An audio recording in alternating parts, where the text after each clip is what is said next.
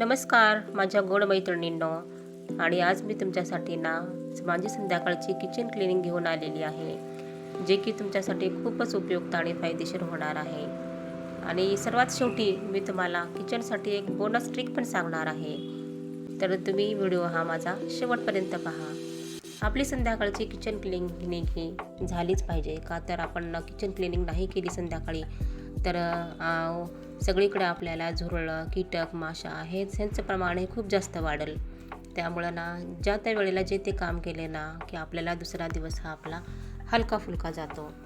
आणि हा व्हिडिओ फक्त साफसफाईचा नाही आहे, तर घरातल्या आपल्या शांततेचा, समाधानाचा आणि मनाला हलकं करणारा असा आहे.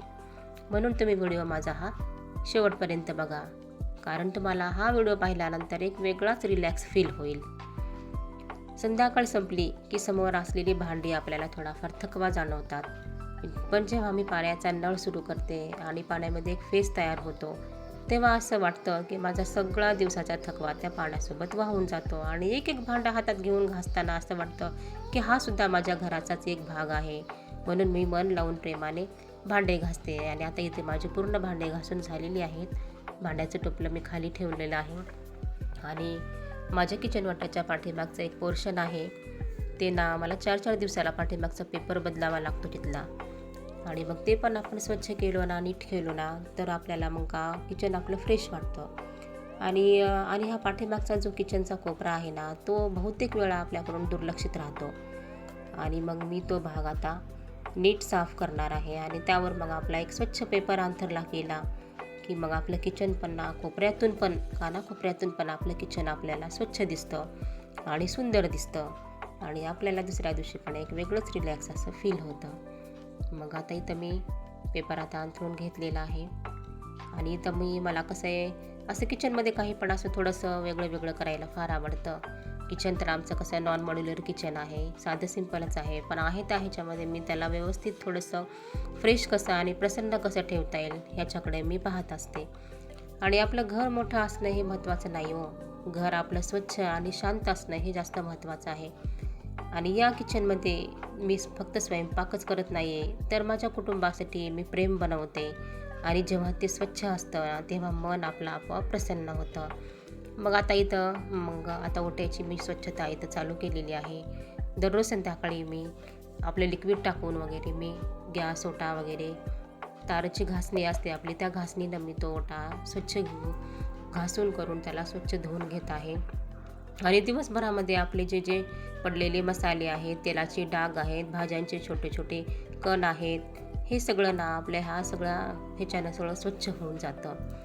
आणि हा आपला असं फक्त ओटाच नाही आहे, तर आपल्या मनातली एक सगळी गडबडसुद्धा आपली ही साफ करत आहे असं वाटते. तर मग आणि सिंक आपल्या ओट्याचा सगळ्यात महत्त्वाचा पार्ट म्हणलं तर हा सिंक आहे. आणि हा सिंकसुद्धा आपण दररोजच्या दररोज स्वच्छ केला पाहिजे. मी भांडे घासायच्या अगोदर पण एकदा सिंक साफ केलं आणि नंतरसुद्धा मी सिंक साफ केलेला आहे. सिंक पण आपलं जेवढं फ्रेश असेल तेवढं आपल्याला एकदम फ्रेश वाटतं. आणि वर आमच्या इथं काही स्टाईल वगैरे नाही आहे, तर जिथं मी दररोज वरचं जे पोर्शन आहे सिंकच्या वरचं ते पण मी हातानं क्लीन करून घेत असते. झालं. मग आता इथं माझी ओट्याची स्वच्छता ही आता पूर्ण झालेली आहे. आणि मला किचनमध्ये ग्रीनरी ही खूप आवडते. आणि जेवढे ग्रीन पॉट असतात आपले मनी प्लांटचे, आपले नॅचरली वेल जे असतात ते मला खूप आवडतात. मग त्या ह्याच्यामध्ये मी थोडं लावून ठेवायचा प्रयत्न करते, जेणेकरून मला स्वयंपाक करताना त्यांच्याकडे पाहून माझ्या मनाला एकदम असं ताजं आणि एकदम फ्रेश फील व्हावं असं.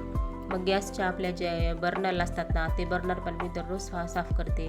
आणि आमच्या गॅसच्या पाठीमागं 2 खलबत्ते आहेत, ते पण मी दररोज ती घासत असते, कारण त्याच्यामध्ये लसूण काही ना काही वाटण्यात आलेलं असतं, ते दररोज मी घासते. आणि किचनच्या इकडच्या बाजूला आमची खिडकी आहे, त्या खिडकीमध्ये पण मी एक मनी प्लॅनची कुंडी ठेवलेली आहे, ते पण मी तिथलाही पोर्शन मी साफ करते. आणि हा मिक्सर हा माझा रोजचा सायलेंट हेल्पर आहे. आणि सकाळची चटणी ते संध्याकाळच्या मसाल्यापर्यंत सगळ्यात तो माझ्या पाठीशी उभा असतो, त्यालाही थोडा आपण वेळ दिला पाहिजे.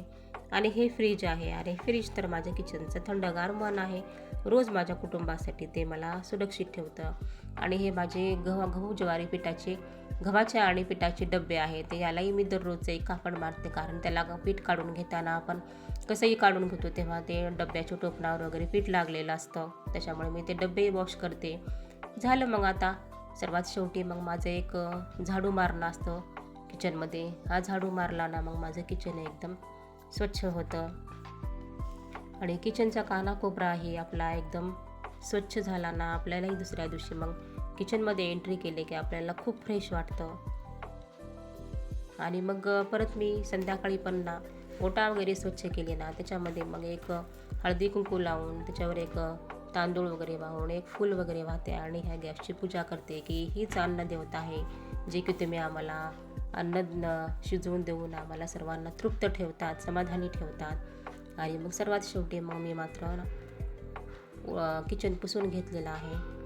आणि मी तुम्हाला सर्वात शेवटी म्हटले होते की मी एक बोनस ट्रिक तुम्हाला सांगणार आहे. तर ती बोनस ट्रिक ही अशी आहे की किचनला जर छान सुगंध येण्यासाठी पाण्यामध्ये आपण लिंबाच्या साली टाकायचा आणि त्याच्यामध्ये थोडासा लवंग टाकून त्याला उकळून घ्यायचं. आणि हे जे पाणी आहे ना ते किचनमध्ये काचेच्या वाटीमध्ये वगैरे कुठेही ठेवायचं. यामुळे आपला किचनचा वास एक ठराविक वास नाहीसा होतो आणि आपल्या किचनलाही फ्रेश वास येतो. आणि दररोज संध्याकाळी मी रेग्युलेटर बंद करते, जेणेकरून आपल्याला सेफ्टी आणि सुरक्षेसाठी ते फार महत्त्वाचं आहे.